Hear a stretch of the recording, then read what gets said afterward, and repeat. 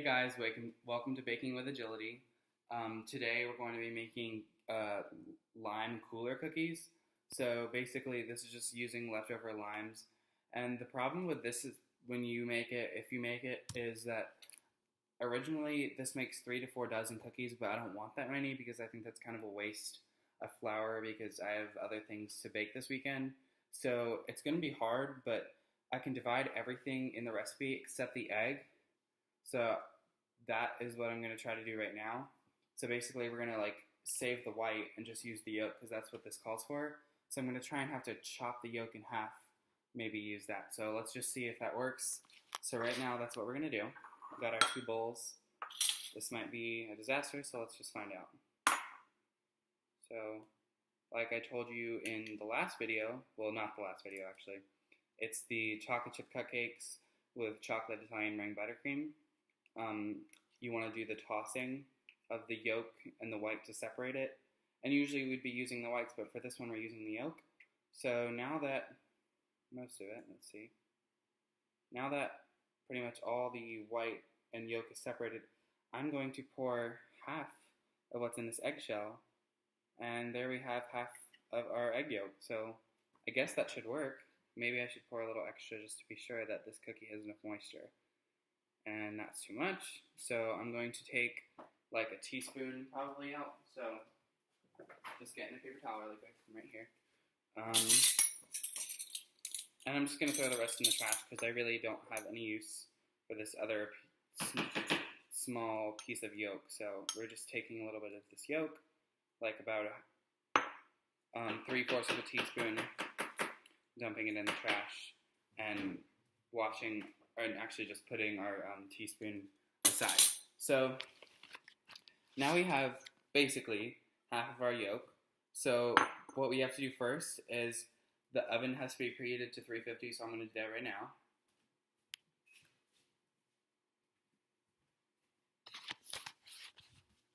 I'm going to do convection bake because I like to do that for baking.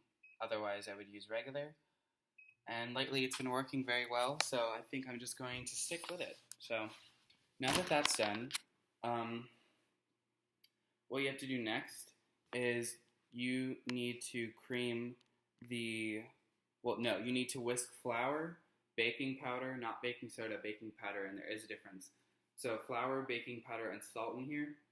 And there should be about 1.5 cups of flour and 1/4 of a teaspoon of baking powder and 1/8 of a teaspoon of salt. So, and then that's basically that part. So basically right now we're going to,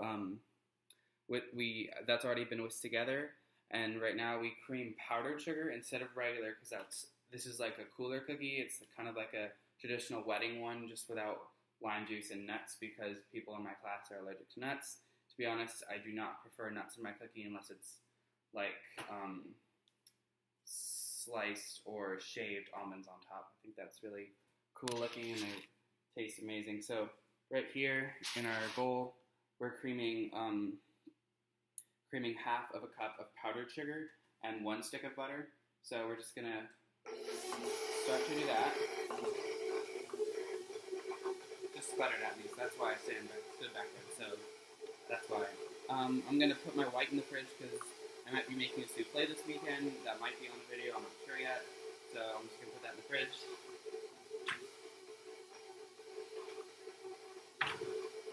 So as that's going, we're going to start our limes.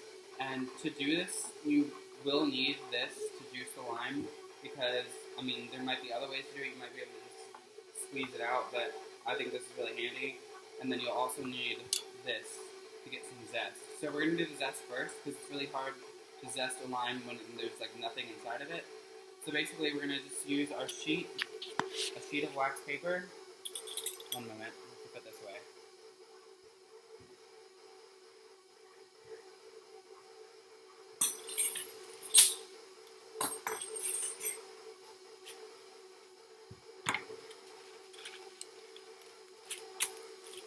Yeah. Okay. So we have a sheet of wax paper, and this recipe will need a 1/2 of a tablespoon of this zest, I would usually use a key lime, but I don't have one. I think a regular lime should be fine, but this recipe does call for key limes. So basically what you want to do is you don't even have to be that firm on it, but you just kind of push it back and forth, pressing against the lime lightly with your hand, and then it's basically ends up in here. It's definitely very aromatic. It's very smelly. So, and it should be like white as you're going. So I'm just gonna probably do about half of this lime zest just to make sure that that's enough, because you can always just like mix it into yogurt or something. So I don't know. I'm just gonna do that. So we've got quite a bit of lime zest right here, and you want to tap this. Maybe if you're very careful, since I'm doing it right now, you could use your finger to get out the excess if it doesn't come out. It's kind of hard to clean, so if you can get most of it clean before you actually wash it, it's much more helpful and less tedious. So I'm going to grab my half of a teaspoon measure and just scoop my zest into there. And turns out I need more, so I'm going to get some more. So I'm just going to do the same step as last time. So it's been measured out, and there is enough lime zest here, so I'm going to stop. And now we take out our juicer, I guess I could call it that. Yeah.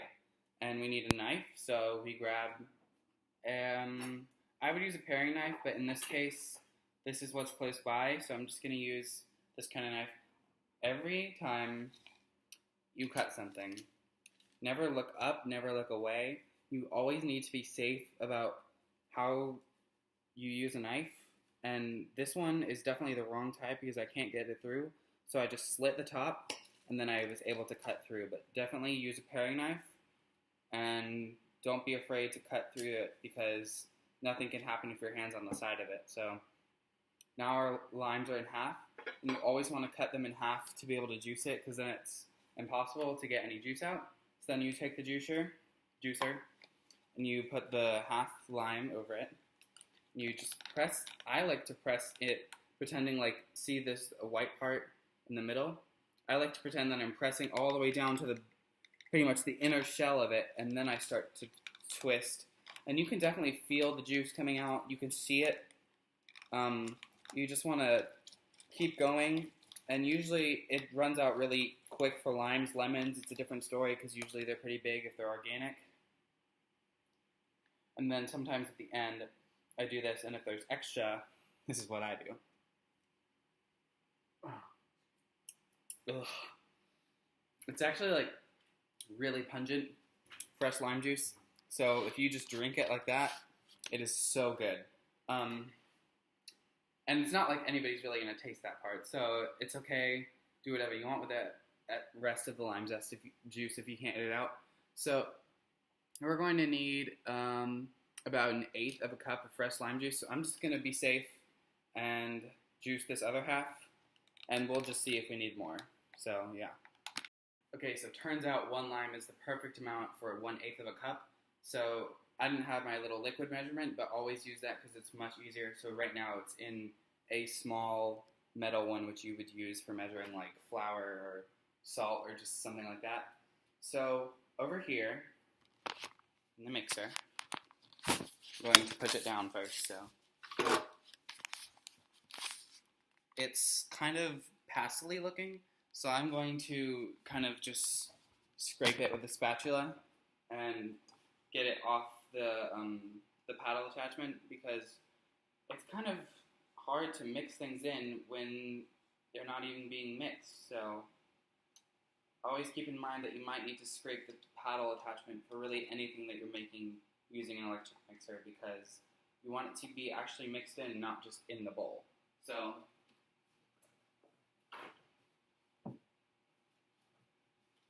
now that most of the got more. Never mind. Now that most of it's scraped off, we're going to add our half of egg yolk and our lime juice and lime zest. So I'm going to do the yolk first, and just pour it in. If we can get it in, because yolks, the one thing that's much different than whites about them is, first of all, they're yellow. Second of all, they're very thick. Egg whites are very thin, and when you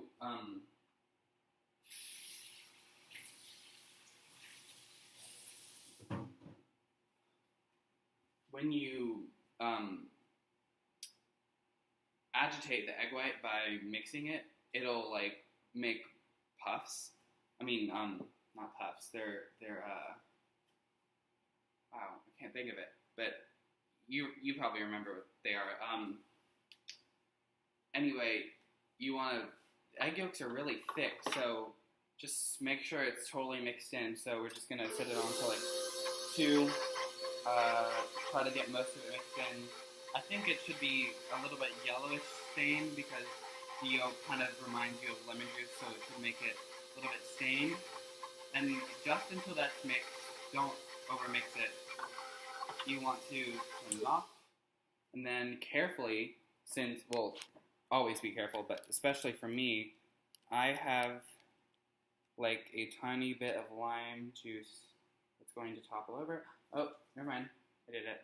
Okay, so there's our lime juice, and we just set that aside, and then you pick up your wax paper, which has extra lime juice on it, so that'll be good. And then you kind of just scrape it in. I usually like to have a spoon, but this is okay too. I just use my thumb to scrape in all the zest, and then throw the wax paper away. And be sure that when you're cleaning up the counter, because that's one of my least favorite parts of doing all this. Cleaning up is so tedious to be able to make sure everything is actually clean, because if you don't clean the mixer, it'll have like crusted peanut butter, buttercream, or lemon zest or something. If it hardens on there and stays there, it's really difficult to clean. So be sure that when you're cleaning the counter, when you're done, don't just wipe it with a paper towel. You can to just make it dry for now. Make sure you come back with some kind of cloth to clean it up. So now we're going to mix in the lime juice and the lime zest on setting probably 4. So this is our batter right now before I haven't added flour and the baking powder and the salt yet. So since it's a recipe cut in half, it should still work, but it's not going to be there's not going to be a lot of batter. So, because this is probably going to make about 20 cookies, which is all I need for my Spanish class. So we're going to, this time, I think I won't. Sometimes if you feel the need to, because it's kind of annoying to shake all the flour in, you could, you know what, I'm going to do it. You can undo the paddle attachment, take it off, take the bowl out of the thing from the mixer, detach it basically, then just pour it all in, because I really think that sometimes it's not that much batter for what you're making, and you don't want it to go everywhere because you don't even have that much. It might be easier to just do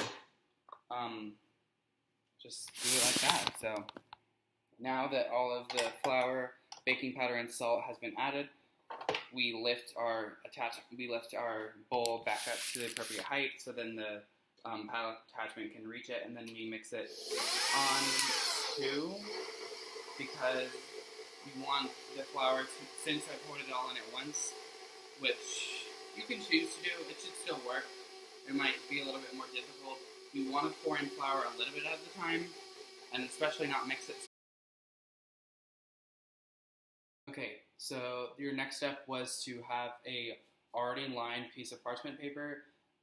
Originally, you should always try to have your piece of parchment paper done before you start, but I fell behind in time, so I just finished it.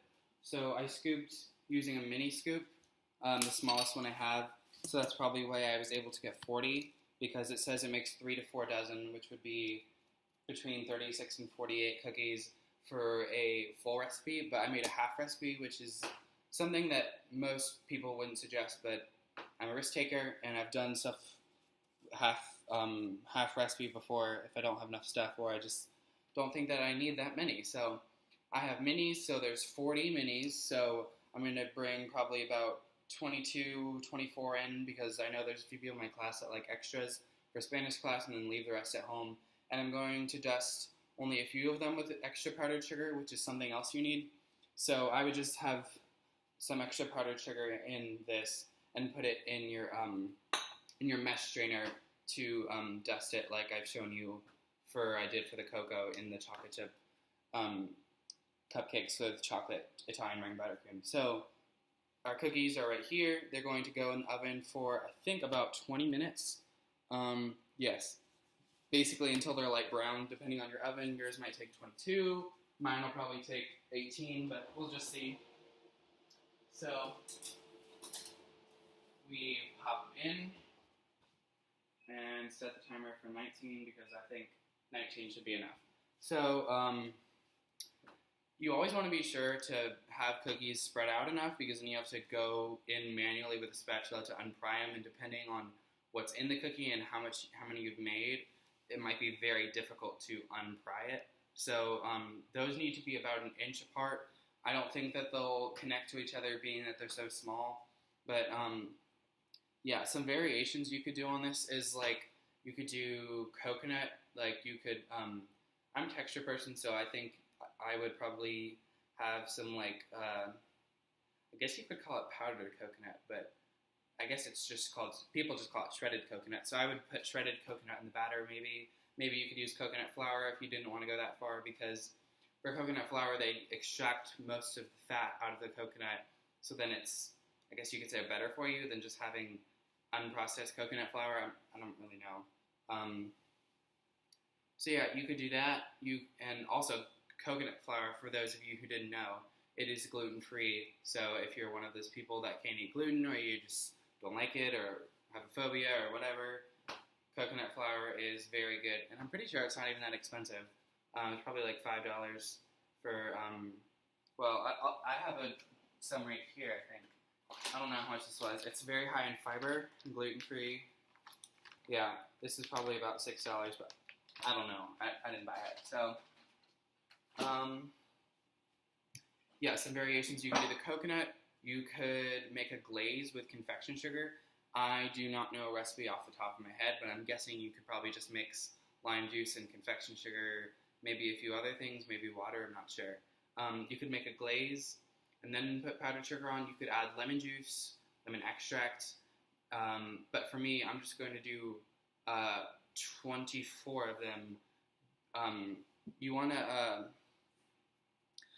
You usually don't do this for most cookies that have powdered sugar on top, but these are different because they're cooler cookies.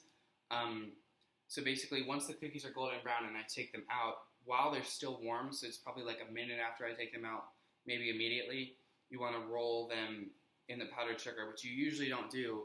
So I'm wondering as to how that'll turn out. And then you wait a while until they get colder, and then you dust them with the mesh strainer. But originally you roll, second time you dust, so then it kind of looks like a snowball, kind of.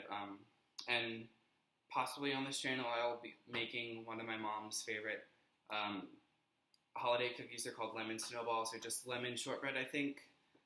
They look pretty much the same, and they're pretty much like coated in powdered sugar. The deal with powdered sugar is not every time it'll stick, so you gotta be... it's kind of a difficult thing to cover the whole thing in the powdered sugar, so we'll see how that works out. So you can do those variations if you wanted to, which I was going to, but not also because of the time crunch, and I don't really think it's necessary because I'm going for a kind of simplistic thing this week. But I was thinking about making either a lime mousse, which I haven't made before, but I've looked online. It looks very easy. It just needs to be like refrigerated and some basic things that I've already done before, like mixing cream and adding the flavors and stuff like that, or lime buttercream. And I'm like, no, it's not really necessary because it's already very pungent in the flavor, and the review on the recipe said that it was very limey, in their words, and not overpowering, but to the degree where it doesn't need anything else. So I'm not going to make a glaze or anything like that, but if you feel a need to, or you're feeling nice that day, or you want to do it, or you have tons of limes and you have nothing to do with them, I would suggest that. So we're just going to wait our 19 to 22 minutes, depending on how long your oven will take. and then we will dust them and take them out and dust them. So yeah, very, very warm cookie. I don't know who came up with this recipe, but I don't think you should roll cookies like this ever. But I guess maybe it'll work. So I'm just going to roll it in the sugar, and then I'm all the way over here, if you can tell. Yeah, I'm going to roll it in the sugar and then put it on the wax paper, because if I put it on the counter, what's the point in rolling it in the powdered sugar if it's going to get everywhere? So I'm just taking the top and pushing it into the powdered sugar, and then over this, and then on the bottom, pushing it down. So just like that. It's probably the way to do. There wasn't enough on each one,